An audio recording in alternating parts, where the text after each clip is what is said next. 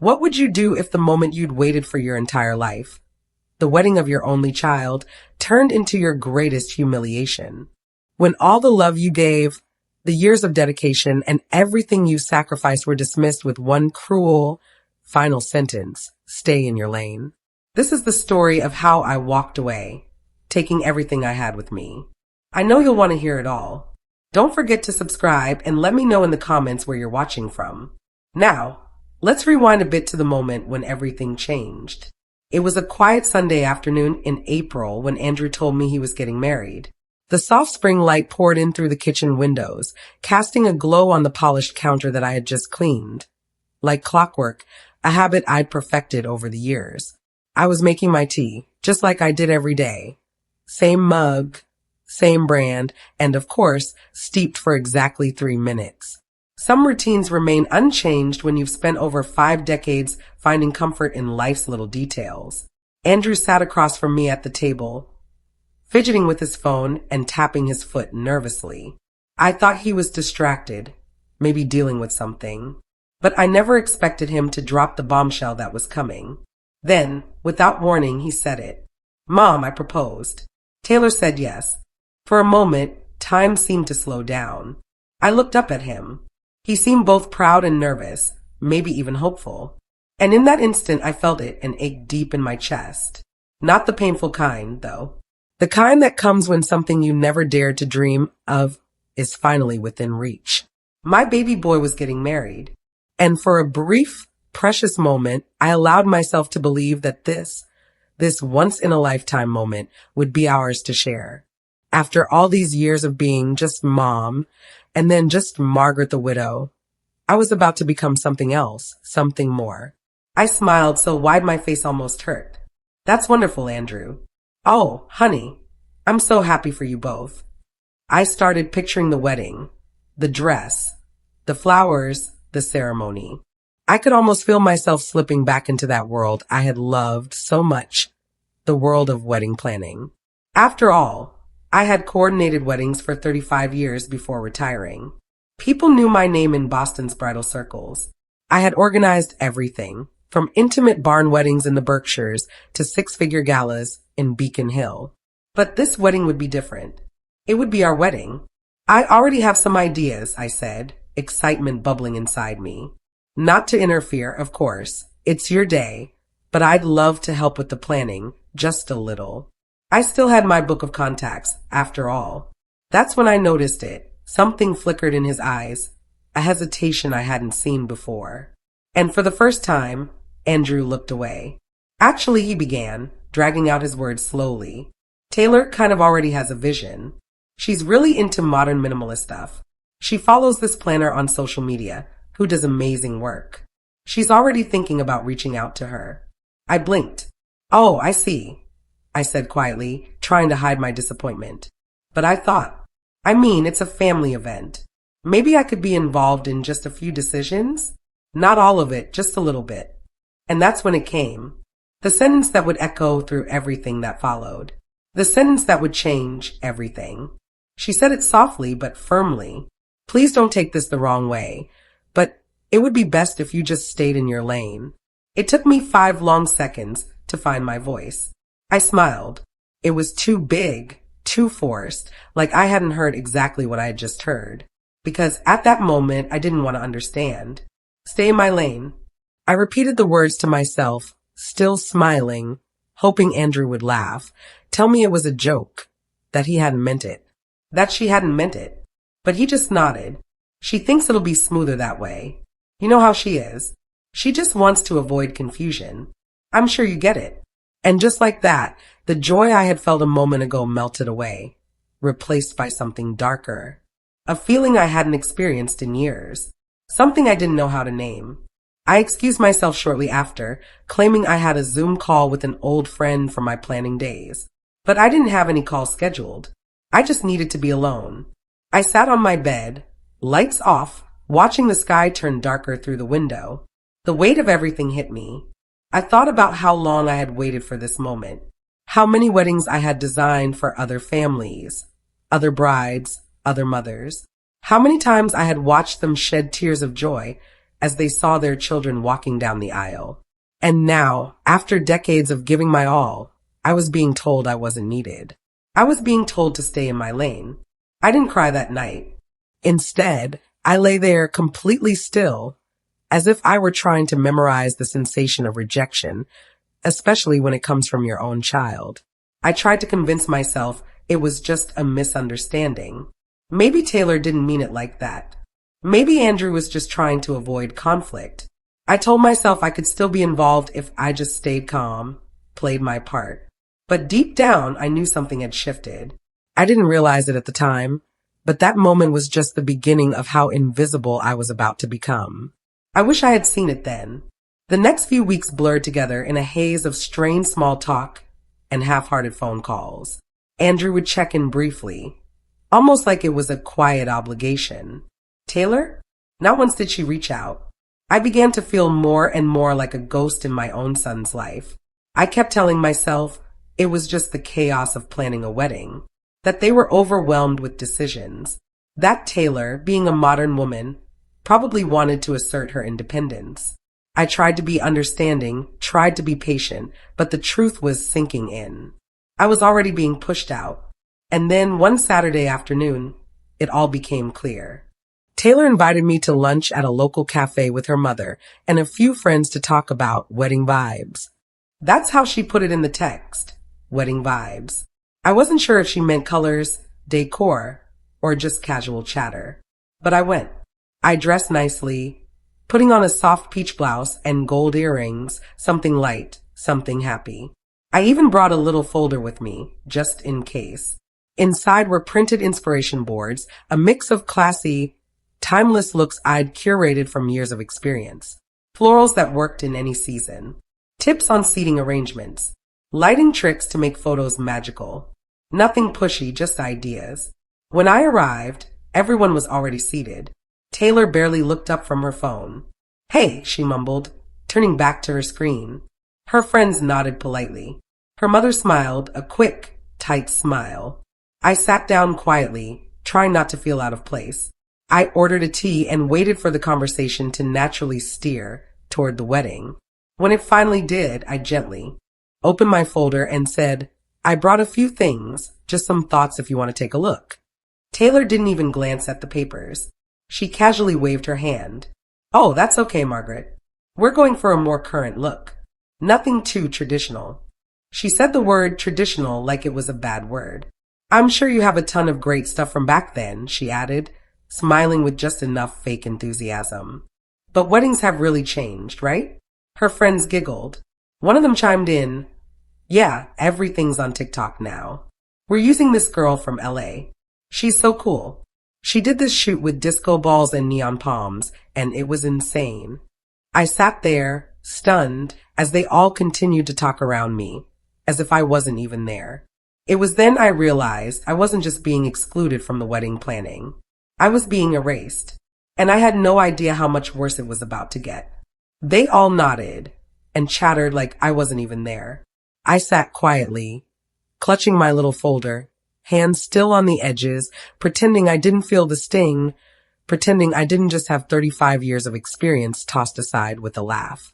Taylor smiled and said, "We just want something really us, you know? Not like the whole ballroom lace vintage vibe. That's just not our thing." I nodded, folded the folder shut gently, and slipped it back into my bag. Her mom leaned over, whispering, not softly enough, "I told you she'd bring something." I could tell she probably thought she'd be the one to take over the whole thing. Taylor shot her a quick look, then turned back to me, almost sweetly. "We really appreciate your excitement, Margaret. Seriously. But I just want this to be modern and fresh. I already have a vision." I smiled, but it felt more like a lie. "Of course, it's your day," I said, trying to keep the hurt from showing. Inside, I was breaking. I had worked with brides like her before, confident, sure of their choices, and blind to anyone else's wisdom. But I never thought I'd meet one who saw me as the problem, who viewed my experience not as something valuable, but as a threat. When I got home, I sat in my car in the driveway for 20 minutes. The radio was playing something soft in the background. My hands rested on the steering wheel, numb. I thought about calling Andrew. telling him how I had been treated. But what would I even say? That his fiancée had humiliated me in front of her friends? That she called my work outdated? He would say I was overreacting. That Taylor didn't mean anything by it. That I was making things harder. So I did what I always did. I swallowed it. I made myself a cup of chamomile tea, changed into my softest pajamas, and watched a rerun of the Golden Girls, pretending everything was fine. But deep down, something was shifting in me. That night, I stood in front of the mirror and really looked at myself for the first time in a long while. I saw the lines around my eyes, the gray in my hair, and the strength in my shoulders that I had almost forgotten was there. And I whispered to myself, quietly, almost like a secret I barely believed at the time, "You deserve better than this." I didn't know it yet, but that moment, that small vow to myself, would be the start of something I couldn't undo. The morning air was cold, biting at my skin. There's something about cold air that makes you feel alive, present, even when everything inside you feels numb. I kept thinking about that lunch, about Taylor's tone, her mother's whisper, and the way her friends looked at me like I was a relic, something they had to entertain out of politeness. I replayed every moment, every word, every smirk. And the worst part? Andrew hadn't called. Not to check in. Not to thank me for coming. Not even to ask if I was okay. I waited all day, then the next. By the third day, I gave up. He had chosen his side, whether he realized it or not. Still, I wasn't ready to give up entirely. Not yet. I reminded myself that weddings bring stress, that couples get overwhelmed and short-tempered. Maybe Taylor didn't mean to be dismissive. Maybe her mother had gotten in her head. Maybe Andrew just didn't want to be caught in the middle. So I tried again. That week, I sent a short email with some local vendors I trusted, people I had worked with for years. I kept the tone light and professional. I ended with, "Only if it's helpful. Wishing you both a joyful planning process. Love, Mom." I never got a reply. Not from Taylor. Not from Andrew. The silence was louder than a slammed door. A few days later, I stopped by Andrew's apartment to drop off a box of his childhood keepsakes, yearbooks, old baseball cards, a few photo albums I thought might be nice for the wedding. Taylor answered the door. She was polite, I'll give her that. But it was the kind of politeness that feels practiced, forced. Her smile didn't quite reach her eyes. "Oh, hey, we didn't know you were coming," she said, standing in the doorway, but not quite inviting me in. I held up the box. "Just thought you might want these. Maybe for some photo displays. Or..."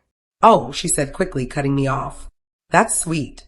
But I think we're doing a digital thing, like a slideshow from our phones. Super casual." I nodded, trying to mask the sting. "Of course. Just thought you might want a few baby photos of Andrew." She took the box but didn't look inside. A few moments later, Andrew appeared. He looked tired, or maybe just tense. "Hey, Mom," he said, giving me a quick hug. "You didn't have to bring that stuff in person. You could have just, left it by." "I was in the neighborhood," I lied. "Thought I'd say hi." Taylor cleared her throat. "Actually, we're about to head out. Venue appointment." "Oh," I said, trying to keep my voice steady. "You found a place?" Taylor smiled, a little too brightly. "Yeah, a rooftop downtown. It's very chic but not stuffy."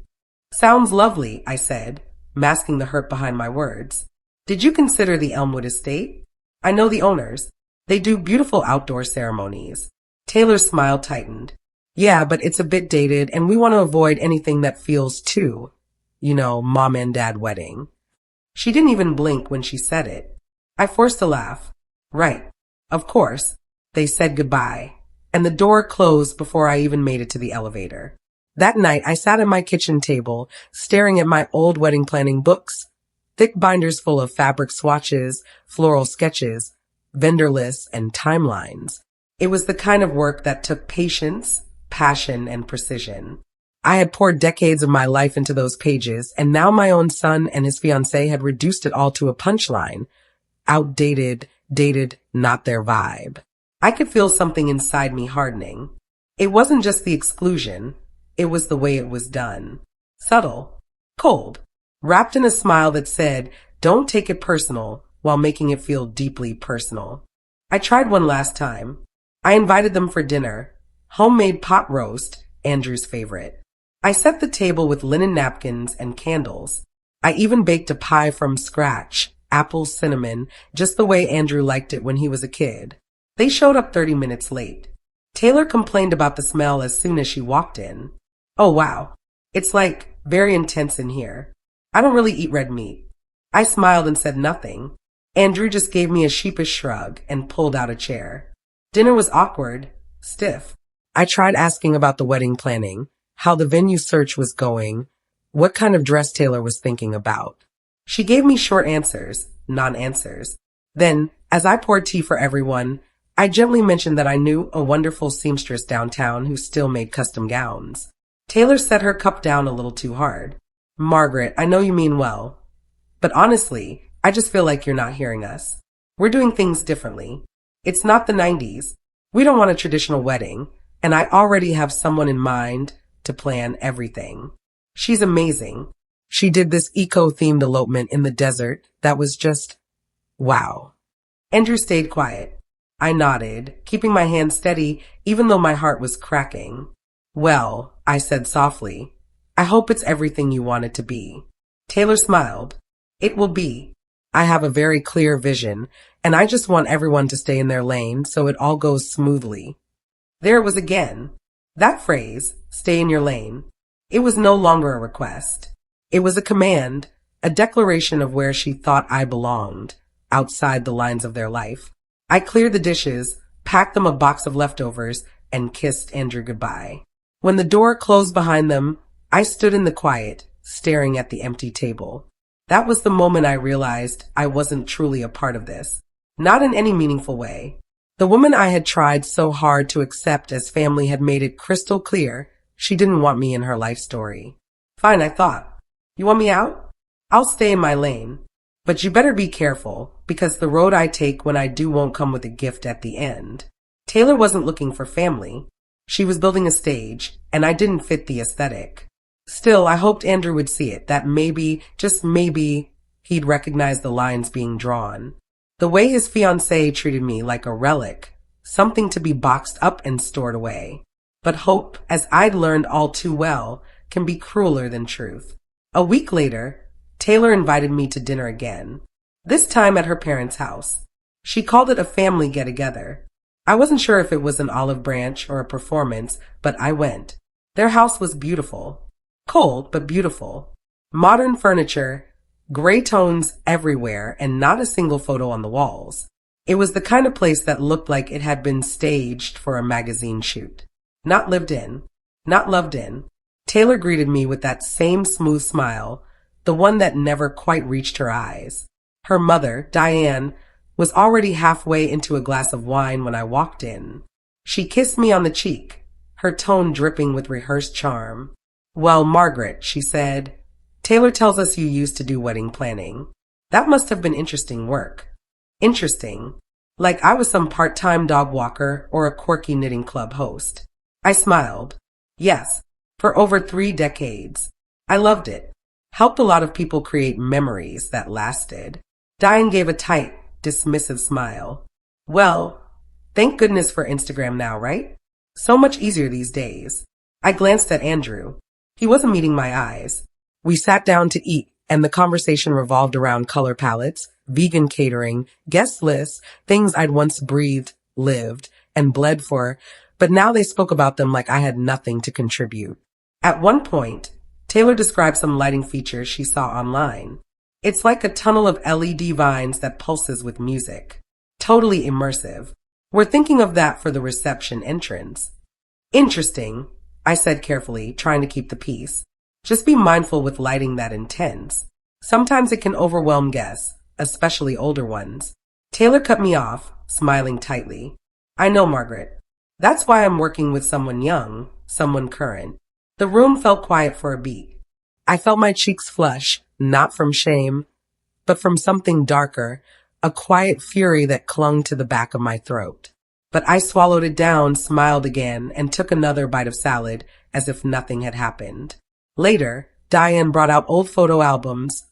Hers, of course, pictures of Taylor's childhood, vacations, and school dances. Taylor leaned over them, her eyes flickering with nostalgia. Andrew nodded politely along. I pulled out a small envelope I'd brought, just a few baby pictures of Andrew. His first Halloween, his first bike ride, the toothless grin he gave me when he lost his front teeth. I thought it would be sweet to share. I handed it over. I thought maybe a few of these could go into the slideshow. They're special to me. Taylor glanced down at the photos. Oh, huh. I mean, they're cute. But we kind of want the vibe to be more stylized. These are very real. Real? I echoed, not sure I'd heard her right. She shrugged. Just not filtered. Not as curated. We're aiming for a more aesthetic tone, you know. I wanted to scream. That's your fiancé's childhood, I wanted to say. That's your future husband. Messy, joyful, and real. That's what love looks like. But I didn't. I packed the photos back into the envelope and said nothing. When I left that night, Diane hugged me with one arm, her wine glass still in the other. Taylor waved from the kitchen. Andrew walked me to the door, and once we were outside, he finally spoke in a quiet whisper. I'm sorry if tonight felt awkward. I looked at him, really looked at him.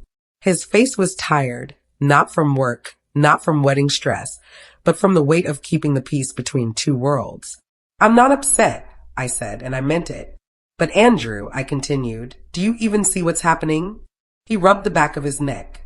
She's just under pressure. Her mom, the planner, all the posts online. Everyone's got expectations. I just want things to go smoothly. At what cost? I asked softly, my voice almost a whisper now. What are you sacrificing for things to go smoothly? He didn't answer. I kissed his cheek and walked away. In the car, I sat for a long time, staring at the glow of their house, those curated lights, the perfect furniture, the two people inside who had decided my presence didn't fit their picture. And then it hit me. I wasn't invisible because I had nothing to offer. I was invisible because I reminded them of things they didn't want to see. Depth, history, substance, things you can't filter into a hashtag. The next morning, I took the wedding fund out from its hiding place. 20 years of saving, of sacrifice, meant to be a gift, a blessing. I looked at the number in the little notebook beside it, the one where my late husband had written for Andrew's day. Make it count. I stared at it for a long time. Then I took a breath and made a decision that would change everything. I had the checkbook in my purse, the one with the soft leather and gold embossed initials, MD. It was a gift from my husband back when people still gave each other thoughtful things. I told the teller I needed to modify an account, make a withdrawal, and a partial transfer. The young woman smiled, clicked her polished nails against the keyboard, and asked no questions. To her, it was just another transaction. To me, it was the last string tying me to an illusion. The doll we had saved wasn't just money. It was love in numbers, sacrifice in digits. My husband and I had set it aside, little by little through hard years, good years, lean years. He always said, someday we'll give him the wedding we never had, the kind that tells him he's loved. And I had held on to that promise through widowhood, through lonely holidays, through every dream I shelved, so Andrew could dream bigger. But love is not blind. Love sees clearly and chooses anyway. What Andrew had chosen was a woman who saw me as obsolete. What I had chosen for too long was silence in the name of peace. I wasn't going to fund my own erasure. So, I left a symbolic balance in the account, just enough to keep up appearances. The rest I moved to a private savings account under my name. No announcement. No confrontation. Just a quiet boundary finally drawn. That night, I wrote a note, short and simple. I folded it into an envelope with a check for the new amount. Dear Andrew and Taylor, as you prepare for your big day, I wanted to offer a small contribution. I trust you'll make it beautiful and meaningful in your own way. Wishing you both joy always, with love, Mom. I sealed the envelope and mailed it the next morning. A week passed. No call, no thank you, just radio silence. Then one evening, Andrew came over alone, no warning. I opened the door and saw it on his face. Tension, confusion, a thread of guilt. Hey, Mom, he said. Can we talk? We sat in the living room. I offered tea. He declined. He didn't waste time. Taylor saw the check, he said. She was surprised. I nodded. I imagined she would be. She thought, he continued. Well, we both thought you were planning to cover more, like the full amount. I know, I said gently. But I changed my mind. He blinked. Why? I met his eyes. Because I wasn't invited to be part of anything. Not the venue, not the decisions, not the vision. I was asked to stay in my lane, so I did. His jaw tightened. It's not like that. Taylor just wants control. She gets overwhelmed easily. She's trying to make everything perfect. Perfect doesn't mean excluding the people who love you, I said. And overwhelmed isn't an excuse for disrespect. He didn't respond right away. I watched him, my son, now a man, torn between loyalty and truth, between the image he thought he had to maintain and the reality I could no longer ignore. She feels like you don't support her, he muttered. I raised an eyebrow. Does she feel that way because I tried to offer ideas? Because I brought photos of your childhood? Because I wanted to help? He looked down. I wasn't going to say anything more. I was going to keep smiling, keep swallowing the hurt. But the truth was, Andrew, you let it happen. You stood there and watched me be erased. He looked up, pain in his eyes. That's not fair. No, I said softly. It's just true. Silence stretched between us. Finally, he sighed. So that's it? You're not going to help at all. I did help, I said, in the way I was invited to. He stood up, rubbed the back of his neck. Taylor's going to freak out. I didn't answer. I didn't offer comfort. I was done patching wounds I hadn't caused. He left shortly after, barely saying goodbye. And for the first time in a long time, I didn't cry after he walked out. Because I wasn't mourning the money. I was mourning the moment that never came. The one where I got to be the mother of the groom in a family that saw my value. But I also knew something else. They weren't ready for the cost of pretending I didn't matter. And soon enough, they'd learn that when you cut someone out, you can't cash in on their love. The theatrical pacing in those expensive flats, the wounded princess routine. It was equal parts fury and insult. She says she feels betrayed, Andrew said when I finally called him back. His voice was low, tired. She thought you were going to fund the entire wedding. She's already committed to things. I bit the inside of my cheek. Committed with money she doesn't have.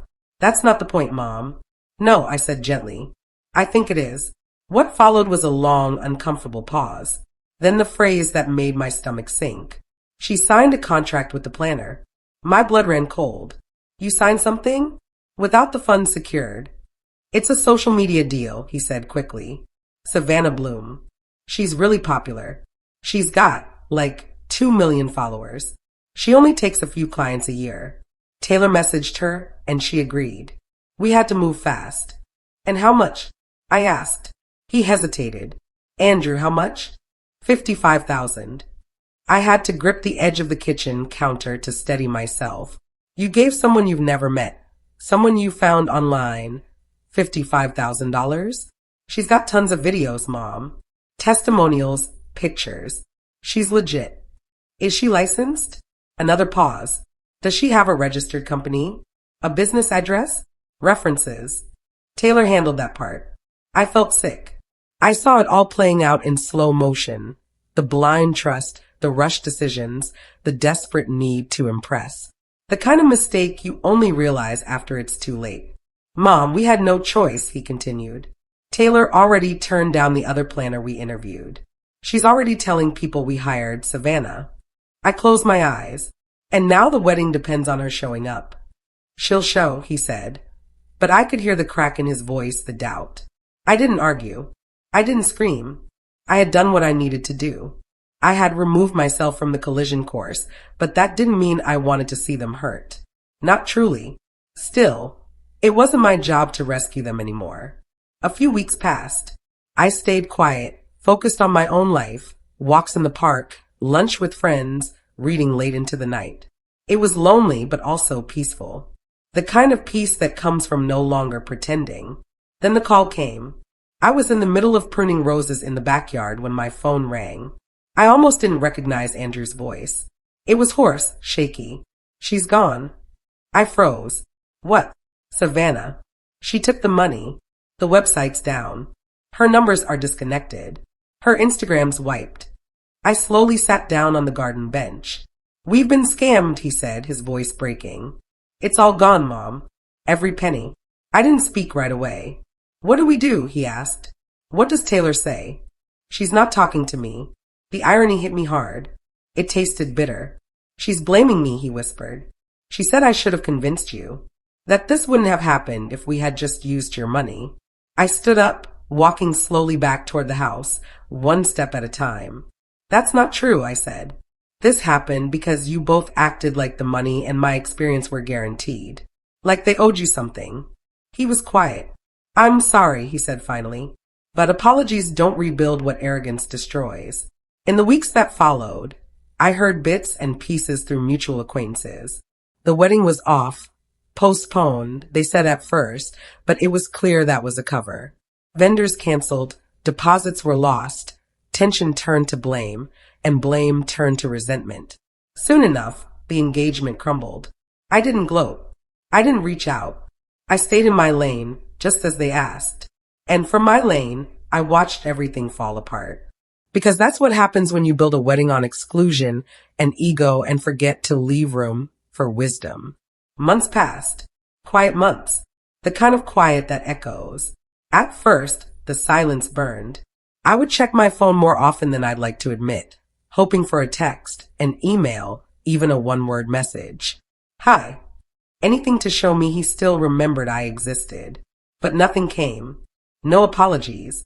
No explanations. No closure. He had vanished into the wreckage of a dream he built without me. And I stayed still. I filled my time with small things, mundane things. Morning walks to the market, afternoon coffee on the porch, an online book club I never spoke in but always followed.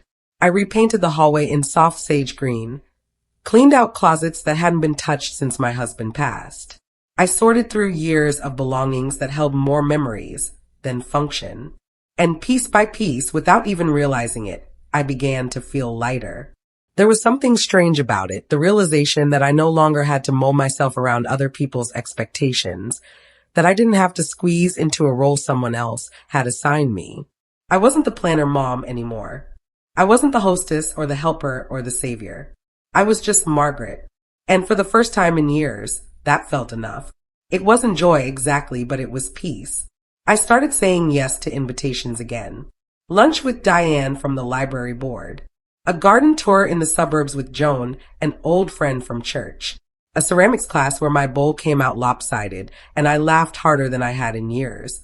And slowly, I began to remember who I was before I spent so much time trying to be what other people needed. It was strange how easily I'd forgotten. I didn't erase Andrew from my life. His picture still sat on the mantel. I still kept his favorite snacks in the pantry out of habit. But I stopped holding my breath for him to come back. That wasn't my job anymore. I was healing in silence, the way some wounds need to heal. No drama, no announcements, just quiet, deliberate self-respect. Then one afternoon, I ran into Diane, not Taylor's mother, but my friend Diane at the grocery store. She asked if I'd heard about Taylor. I shook my head. She moved back in with her mom, she said, looking around to make sure no one was listening. Can you believe it? After everything I could. She's telling people Andrew ruined the wedding. Diane added, but I heard it wasn't just the planner. They were fighting before that. Something about her wanting more control than he was willing to give. I didn't respond. Deep down, I knew it had never been about one wedding, one planner, or one decision. It had always been about power, image, and ego. Relationships built on those things don't survive the first storm. Later that night, I sat alone in the living room. The lights were low, and there was a book open on my lap that I hadn't touched in 20 minutes. I stared at the fireplace, unlit, just there, and thought about all the versions of myself I had tried to be for other people. The fixer, the forgiver, the quiet peacemaker. I had been all of them, but none had brought me the love I thought they would. In the stillness, the truth became clear. Love doesn't require you to shrink. Love doesn't ask you to disappear. It welcomes you, flaws and all, or it's not love at all. That night, I slept deeply, without waking, without dreams, and without the ache of regret pulling at my ribs because I had stayed in my lane. Yes, but I had also chosen to move forward and I wasn't looking back anymore. The planner, Savannah Bloom, the one Taylor had idolized like she was a deity in heels, was officially exposed as a fraud. Not just with Andrew and Taylor, she had scammed at least 4 other couples across the country. The story broke on a local news site first, then a wedding blog, and finally the evening news. I sat at my kitchen table, sipping coffee, watching the segment. There she was, her photo, filtered and polished, with that signature quirky luxury aesthetic Taylor had fawned over. Beneath it, the headline read, "Social media wedding planner vanishes with hundreds of thousands in client deposits." I didn't cheer. I didn't say I told you so. I just stared at the screen and let the numbness settle in. This wasn't a victory. It was a tragedy, one they had authored themselves. The footage showed couples crying. One woman said her father had taken out a second mortgage. Another couple had to cancel their honeymoon. And then there were the Davis names Andrew and Taylor, mentioned briefly as local victims of the scheme. Victims. The word sat heavy in my mouth. Because while they were certainly defrauded, while I'd never wish financial loss or embarrassment on them, I couldn't shake the deeper unspoken truth. They weren't just victims of a scammer. They were victims of their own hubris. Taylor wanted a spectacle. Andrew wanted peace. Neither wanted the kind of help that didn't come with hashtags, or influencers, or aesthetic-approved vendors. They wanted to control the narrative until it unraveled. And now it had. From what I heard, through friends and whispers, Taylor was blaming everyone but herself. The vendor, the algorithm, even Andrew. The engagement, already fragile, collapsed under the weight of disappointment. I saw it coming, not because I was cynical, but because I'd seen it too many times before. As a planner, I had watched couples build weddings like they were performances, not promises. And when the stage fell apart, so did the script. Taylor moved out a week later, back to her mother's. Andrew stayed in the apartment alone. He didn't call me, not then, but I knew he would. You don't lose everything and not eventually look back at what was real. And I was real. I had always been. Still, I didn't sit around waiting for things to change. Instead, I began saying yes to more of my own life, volunteering at the library, hosting a Sunday brunch for some retired teachers I hadn't seen in years. I joined a writing group, wrote about my years in the business, told stories with laughter and grace, not an ounce of bitterness, and I started to feel something new blooming inside me. Not just peace, but pride. Staying in my lane hadn't been passive, it had been powerful. I had chosen dignity over drama. While they chased illusions, I stood still and watched the truth reveal itself without lifting a single finger. It turns out silence can be louder than any revenge. One day, as I was clutching my bag, trying to beat the rain, I ran into Marlene, an old acquaintance. "Did you hear?" she asked, barely concealing her curiosity. "I already knew what was coming," I replied. "They called it off. Taylor and Andrew." I pretended to be surprised, even added a soft, polite, "Oh," because that's what you do when someone wants to tell you something you already understand more deeply than they ever will. She moved out. Her mom came to help pack, Marlene continued. "He's still in the apartment. Looks kind of lost." I thanked her, wished her a good day, and walked back to my car in the drizzle. I didn't turn on the radio. I didn't call anyone. I just sat there, letting it sink in. It wasn't joy I felt. It wasn't relief either. It was clarity. Because when something ends, especially something that was never built to last, it doesn't need applause. It just needs acknowledgement. I thought back to the night Andrew first told me he'd proposed. The sparkle in his eyes, the blind hope, the belief he'd found something true.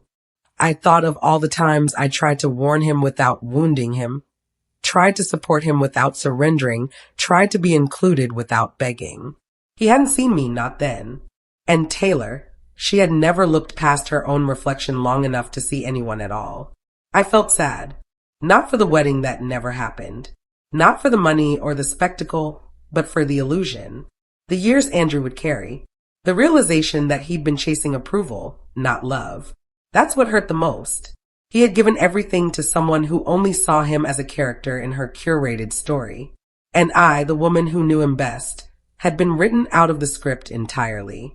I didn't call him. I didn't reach out. Not because I was angry, but because I had learned you can't teach people to value you. They have to choose to. So I waited. And in the meantime, I filled my days with life. Real life. I started leading a workshop at the community center, helping young women plan weddings on tight budgets. Not for profit, not for recognition, just to pass along what I knew. What I had earned through years of sweat, heartbreak, and joy. They listened. They asked questions. They wrote things down. And for the first time in a long time, I felt heard again. One evening after the workshop, I walked home through the crisp November air. The sun was setting early, casting everything in gold. I stopped by the small park down the street, sat on a bench, and watched as a little girl tried to fly a kite that kept dipping and crashing. Her father kept encouraging her, try again. You've almost got it. And she did. Over and over, laughing, failing, laughing again. It hit me then how many times I had tried to make my relationship with Andrew into something it wasn't ready to be. How many times I'd thrown myself into the wind, only to fall. Only to be told I was too much or not enough. But I wasn't a kite. I didn't need someone else to lift me. I had built my own wind.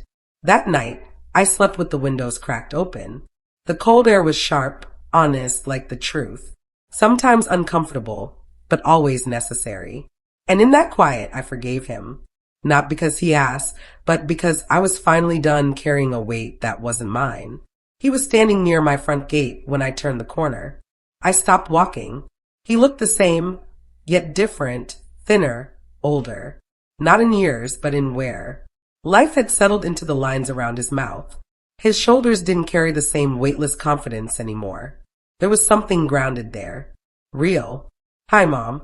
My heart stuttered, not from anger or sadness, but from the unexpected tenderness of hearing that word again from him.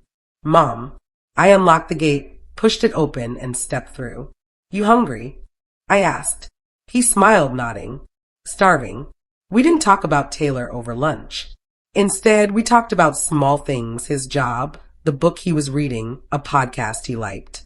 I let him fill the space, like a boy coming home after a long journey, slowly unfolding the truth between casual sentences. Then, at the end, when the dishes were cleared and the kettle was whistling, he said her name. Her name's Emily. I turned around. Oh, she's different, he said quietly. Soft kind. She asks questions. She listens. He paused. She asked about you the first time I told her about my past. Not about the wedding, about you. She said she wanted to meet the woman who raised me. I felt something stir inside me. Cautious, quiet hope. She's not trying to prove anything, he added. She doesn't need to control the story. She just wants to build something good. I handed him a cup of tea, our old rhythm returning without effort. And you. I want to do it right this time. We sat in silence for a while, the kind of silence that doesn't need to be filled. Then he reached into his pocket and pulled out a small envelope. Inside, a photo. Emily, standing in a garden, sunlight catching in her hair, holding a bouquet of wildflowers. She said, if we ever get married, she'd want you to plan it, he said, eyes meeting mine. She said it would be an honor. I looked at the photo not because I needed to judge, but because I wanted to see the woman who saw me. And what I saw in her face wasn't sparkle, flair, or fashion. It was warmth. I placed the photo down gently, my fingers lingering just a second longer than necessary. I'd like that, I said, and I meant it. Not for the second chance, not for the event, but because for the first time I was being asked in, not expected, not taken for granted, not assumed, but invited. Later that evening, after Andrew had gone, I sat at the kitchen table with a new notebook. Blank pages, a clean start. I wrote her name at the top, Emily. And beneath it, I started a list, not of decorations, colors, or seating charts, but of feelings I wanted her wedding to hold. Joy, honesty, gentleness, gratitude. Because this wasn't about getting it perfect. It was about getting it real. And this time I was ready somehow. It wasn't the first time I'd been asked to help plan a wedding, but it was the first time I'd felt seen as I worked. It wasn't just about executing a vision anymore. It was about sharing one. And for the first time in years, I realized how much I had missed being part of something real, something that didn't need to be perfect to be beautiful. Emily and I spent weekends together. She'd bring over coffee.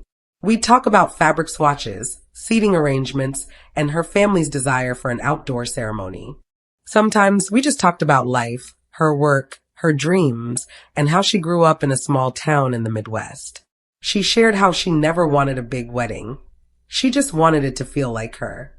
And I realized, more than anything, this wasn't a job for me. It was a moment I had been waiting for, a chance to contribute, not just to their happiness, but to mine.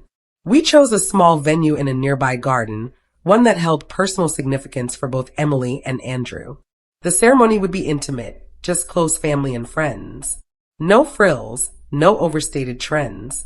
Simple, but entirely theirs. One afternoon, as we were finalizing the details, Emily stopped and looked at me, her eyes wide with gratitude. "You're so good at this," she said, shaking her head. "I wish I had known about you sooner. You've made all of this so much easier, so much more real." I smiled, a small part of me feeling the weight of those words. For the first time in a long time, I wasn't just a mother, a planner, or a daughter of someone who had faded into the background. I was seen for who I truly was, someone who knew how to craft memories. And that's what this wedding was turning into. Not a series of decisions made by Instagram influencers or social media gurus, not a curated aesthetic, but a collection of moments, threads, and feelings that connected people to what truly mattered. Emily and Andrew had made their own choices, their own mistakes, but they were building something real, piece by piece. And this wedding wasn't a performance. It wasn't a show.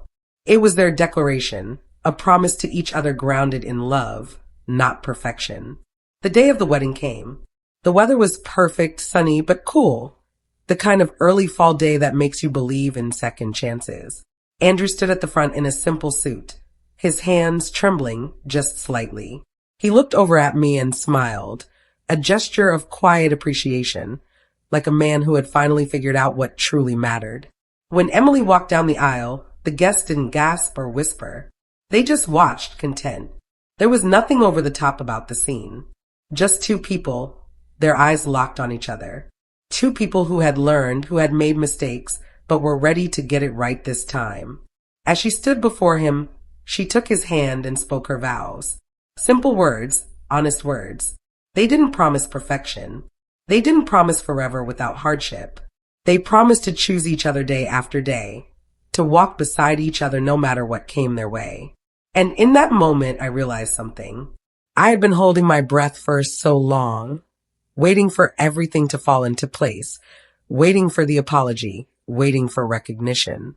But the moment I had been waiting for, it wasn't coming from anyone else. It was coming from me. I had already forgiven. I had already healed. And now, I could let go of the past for good. The ceremony ended. The reception began. The food was simple but delicious. The music was soft, and there were no grand dances, no centerpieces of glass and gold. Just laughter, conversation, and the warmth of people who had come together, not for spectacle, but for love. Later that evening, as the last of the guests left, Andrew and Emily came over to me. He wrapped his arms around me, holding me tightly. "Thank you," he whispered. This was everything. And Emily, her eyes shining with the kind of gratitude I had only ever dreamed of, placed her hand gently on my shoulder. "You were the heart of this, Margaret. I can't imagine what this day would have been without you." I didn't need any more words. I didn't need any more validation. I had been part of something real. And as the evening wound down, I stood by the edge of the garden, watching Andrew and Emily share their first dance. It wasn't the perfect, flawless performance, but the awkward, imperfect, joyous way of two people who had chosen each other. I smiled to myself. I had stayed in my lane, but in doing so, I had found my way back to them, back to the love I'd always been part of. Not as a mother of the groom, not as an organizer, but as Margaret. And that was enough. I didn't hear much from Andrew right away. Not because he didn't want to, but because for the first time, he didn't need to. The weight of the past had shifted, and what had been fractured was slowly starting to heal. We didn't have to talk every day, or even every week. The distance between us had never been about love. It had always been about expectations. Now, we both understood that love didn't come with strings. It didn't come with labels or roles. It simply came sometimes quietly, sometimes loudly, but always with acceptance. I had learned to give him that, and he had learned to give me the same. One evening, about a month after the wedding, Andrew called me. "Mom," he said, his voice calm but full of sincerity. "I'm with Emily. We were talking about the wedding." "About me?" I paused, a little surprised. "What about me?" "Well," he said, quiet for a moment. "Emily said something." He hesitated, like he was choosing his words carefully. "She said that if she could have had anyone plan her wedding, it would have been you. She thinks you're the heart of everything. That what you do isn't just about making things beautiful. It's about making people feel something." I could hear the sincerity in his voice, and it hit me harder than I expected. I hadn't asked for gratitude. I hadn't expected anything in return. But hearing those words, hearing him acknowledge what I had done for them, not just as a planner, but as a mother, a woman who had always given so much of herself to those she loved, made something inside me shift. It was like I was seeing pieces of me I'd forgotten. The parts that had always been there, even when others couldn't see them. "I think she's right," I said softly. "I've always loved creating moments for people, but I needed to know they were mine to create. Not because I was expected to, but because I wanted to." "I get that now," he replied. "I'm sorry it took me so long to see that." I sat back, feeling the comfort of those words settle around me. It wasn't a grand apology. It wasn't about fixing everything or erasing the past. It was simply about acknowledging what had happened and what had changed. And that was enough. We talked for a while longer about the future, about Emily, about life. Nothing profound, just the mundane, comforting details of everyday life. After we hung up, I sat quietly in the kitchen. The evening sun was fading, casting a warm golden glow through the window. I thought about everything that had happened, the years of hard work, the dreams I'd poured into others, the moments when I'd been told I wasn't enough, the way I'd bent over backward time and time again for a family that hadn't always seen me. Then I thought about the present, about Emily, who had welcomed me into her life with open arms, not as a requirement, but as a choice. About Andrew, who had finally found his way back to me, not in apology, but in recognition. I had stayed in my lane. I had held my boundaries, quieted my voice when it wasn't wanted, but when the time came, I had spoken. Not with anger or regret, but with calm strength. And in the end, I had found peace. Because sometimes when you stay true to yourself and let go of the things that don't serve you, when you stop forcing things and let life unfold on its own, the universe has a way of bringing everything back to where it belongs. I was enough, and that was the most freeing thing I had ever learned. Later that evening, as I sat on the porch with a glass of wine, I heard footsteps coming up the driveway. I looked up to see Emily walking toward me, smiling as she approached. "I just wanted to say thank you again," she said, sitting beside me, "for everything, for making it so real, so perfect." I smiled, but it wasn't the smile of someone who was just doing their job. It was the smile of a woman who had finally realized her worth. "You're welcome," I said quietly. As the stars began to twinkle above us, I realized that this moment was the one I had been waiting for all along. Not a wedding, not a grand gesture, but the quiet, soft realization that my journey had always been about me, too. About finding my place. About not just being part of the story, but knowing when to take the lead.